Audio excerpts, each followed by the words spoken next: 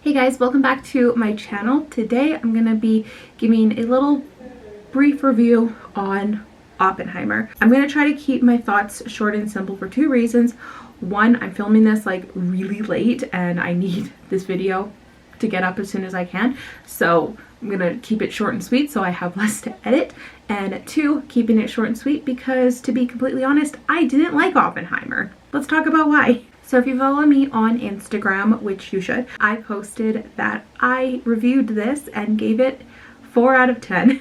I was really excited for this movie. I was so excited. I think I said in my Barbie review that I was more excited for Oppenheimer than I was for Barbie. And considering I didn't really like Barbie as much as I thought I was gonna like it, I was even more excited going into Oppenheimer. And then I was just ridiculously bored the whole time. I know for a fact that this movie does have its audience. Sam loved this movie, my brother-in-law absolutely loved this movie, and my sister and I were just bored the whole entire time.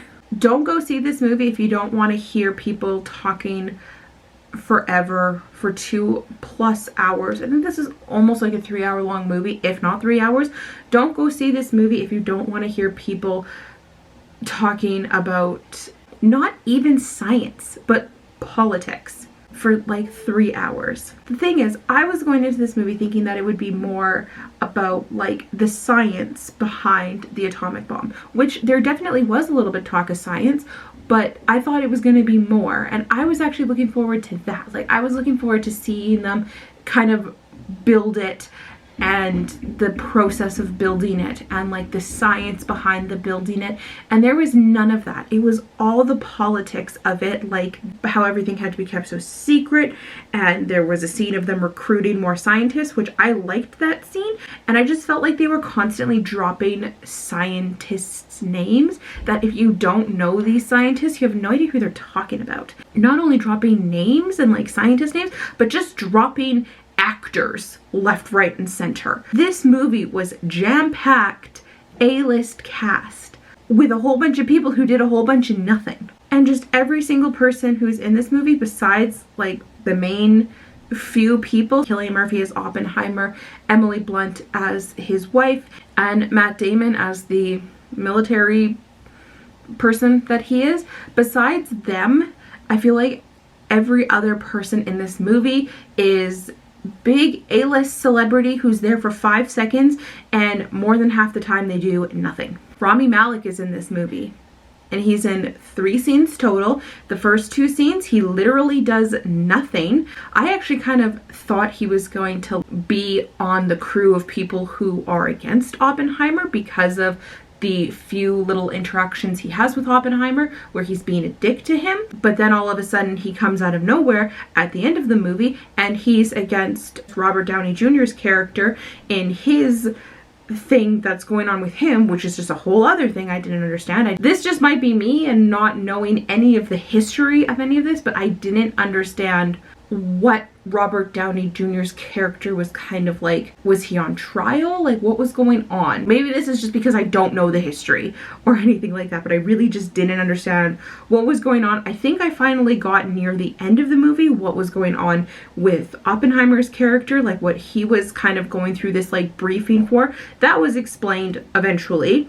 But everything going on with Robert Downey Jr.'s character, I was like, I really don't get it. And just to like add insult to injury, I don't like Iron Man. Now, this isn't to say I don't like him as an actor. I think he is great in other things. This was just him being a different version of Iron Man, in my opinion. Like, there's this whole thing going on where he's on trial or something for something. And the whole entire time, he is obsessed with the moment that Oppenheimer has with Albert Einstein, where he says something to Einstein that no one knows what it was, and then when Einstein walks away, he's glaring at Robert Downey Jr.'s character. And the whole entire movie, he is obsessed that Oppenheimer said something to turn Einstein against him, and he is obsessed with that. That just put a very big connection in my head. Tony Stark, Iron Man, where he's just this big self-centered asshole, and that's all I could think about anytime he brought that back up. I was like, really get over it. You don't know what he said. Oppenheimer could have called Einstein a weirdo with weird hair, and that's why he walked away glaring, and he was just mad. It doesn't necessarily have to always be about you. And I didn't like any of that. Also, I just don't understand why this got such a giant IMAX release. The scene where they actually do detonate the atomic bomb was incredible. 1000% the best part of the movie. But it happens once. And so I just don't understand why there was so much hype around, this is the movie you need to see in IMAX. If you're going to see this movie ever, it has to be in IMAX. This movie does not do justice in regular theaters or in just like 3D theaters or anything, and you'll never be able to experience the way you experience in IMAX anywhere else. For one scene? So when Sam and I saw it, we saw it, like I said, with my brother-in-law and my sister, and when we went to see it, it was very last minute planned, and so we literally took the last seats available literally anywhere for that day, which was only the IMAX. Originally, my sister did not want to see it in IMAX because she doesn't like spending money on movies. I didn't mind seeing it in IMAX because, as I said, it was marketed that you have to see this movie in IMAX. And so I didn't mind seeing it in IMAX. And then when that was literally the only thing available, we were all like, okay, it's fine. And my brother-in-law was like, I heard we have to see this movie in IMAX anyway, so great. So we saw it in IMAX, and just for that one scene to be the reason we need to see it in IMAX was just ridiculous, in my opinion. Like, this movie does not need to be seen in IMAX. Was that scene amazing and incredible? Yes, of course it was. It was, like I said, it was the best part of the movie when they detonate the atomic bomb and like make them do the like major test of it. It was very, very, very cool. There's a moment where Oppenheimer is at the house with his wife and she's hanging the laundry. So when he leaves the house to then go to the test site, from that moment until the moment where he calls his wife to tell her basically that it was successful, that's probably like, I'm gonna be generous and say 30 minutes. I don't think it is actually 30 minutes, but I'm gonna be generous. It was 30 minutes. So for those 30 minutes out of a 3-hour-long movie, that's the only bit of time we get that is IMAX worthy. I just think they kind of were like, oh, other Christopher Nolan movies have been IMAX worthy, so this must be, even though it wasn't. If we had seen this movie in any other theater, I think it would have been fine, because the whole rest of the movie, the other 2.5 hours of this movie, is literally just people talking.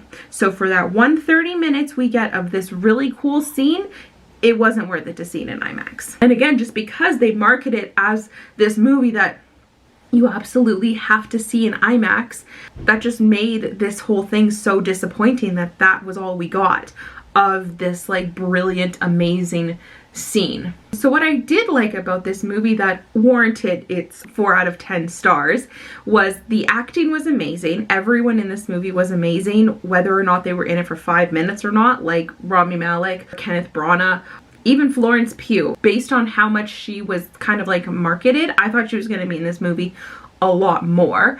It's been a few weeks since I've seen it, so I'm blanking because, like I said, all these people who were in it were like in, out. I'm blanking on some names, but those are 3 that come to mind who are literally in the movie for a scene or 2, and then that's it.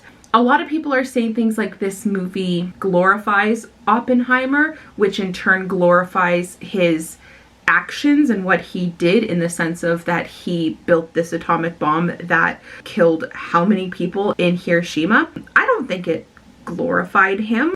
I think if anything, it tried to have you like feel sorry for him.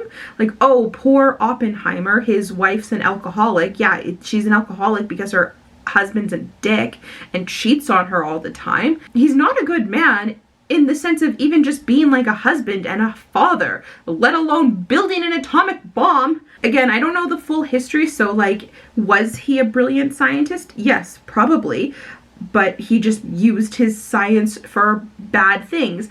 And I feel like the movie definitely tried to earn your sympathy for him, which I definitely was not feeling sympathetic towards him in any way, shape, or form. Like at the end of the movie where his security clearance is denied, I was like, sucks. Like, I definitely didn't feel sorry for him, and I definitely don't admire him in the way people are thinking that he was admired. I didn't have any admiration towards him as we were watching this movie again. I was just like, okay, you're kind of a cocky asshole. That was the intake I had for this movie. Was I walked out of this movie thinking that the scientist Robert Oppenheimer is a cocky asshole. If he was really like that in real life, I don't know. I never met the man. That is what I got from this movie. I definitely don't think he's a hero. I definitely don't have any sympathy towards him. I just think he was kind of an asshole to his wife, and he was a dick and all this fun stuff. I did not like Oppenheimer. We will probably buy it when it comes out because Sam really enjoyed it, but I don't think I would ever put it on to rewatch it myself. Like, if it was my choice on a movie night, I don't think I'll ever pick this movie. Maybe we'll have it so that Sam can put it on if he wants to watch it, or if he has some friends over and they want to watch it, or my brother-in-law, he said he really liked it, so he can come over and they can all watch it. But this would never be a movie that on a Saturday night I'm like, you know what I want to watch? Oppenheimer. It's funny with this ginormous craze that happened between Barbie and Oppenheimer, Barbenheimer or whatever they were calling it. I was very disappointed by both movies. Barbie definitely was at least funny, and I at least was enjoying, and I wasn't falling asleep between all the talking. It still wasn't everything I wanted it to be or everything I was expecting it to be, and Oppenheimer was not anything that I was expecting it to be. Yeah, it's just funny, this giant craze that happened, and I really didn't like either of these movies. So that's going to be it for now. That is my little review on Oppenheimer. I didn't like it. If you like biopics, if you like movies that are very dialogue heavy, you'll probably enjoy this movie. It does have a great scene where they just explode an atomic bomb. It's really cool. But it's very dialogue heavy, it's very political. If that is your thing, power to you, and I really hope you enjoyed this movie, but it is definitely not my thing. So that is going to be it for now. Thank you guys so much for watching this video. If you liked it, I would love it if you would like and subscribe. I post new videos every single Friday, and I'd love to have you here. Thank you for watching. I'll talk to you later. Bye, everybody.